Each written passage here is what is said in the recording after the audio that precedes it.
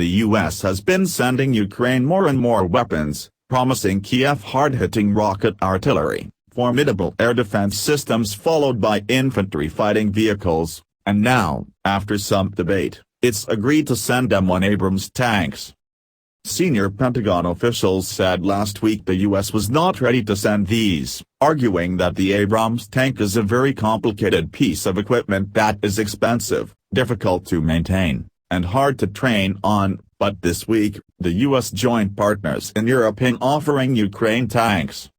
The modern M1 A2 weighs more than 70 tons, is powered by the AGT 1500 gas turbine engine providing 1,500 horsepower for speeds up to 42 miles per hour, and is armed with the 120mm main gun, a M2.50 caliber machine gun, and a pair of M2 machine guns.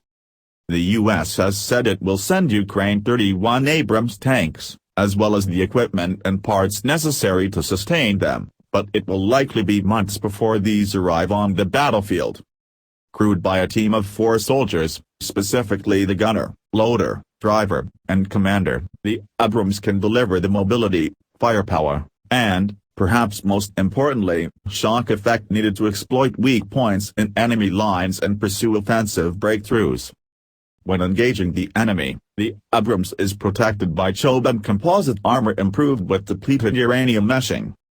But if Ukraine can maintain and operate them properly, they're great for the Ukrainian force, Edmund said, explaining that the whole reason tanks were created was to make a static situation fluid. The situation along the front lines in Ukraine is brutal, with battles turning into grinding exchanges of artillery with minimal gains on either side. Powerful modern tanks like the Abrams, Leopards, and Challengers the Ukrainians have sought, along with all the other armor and weaponry heading that way, could be just what Kyiv needs to fuel an offensive and break through Russian lines, but that remains to be seen.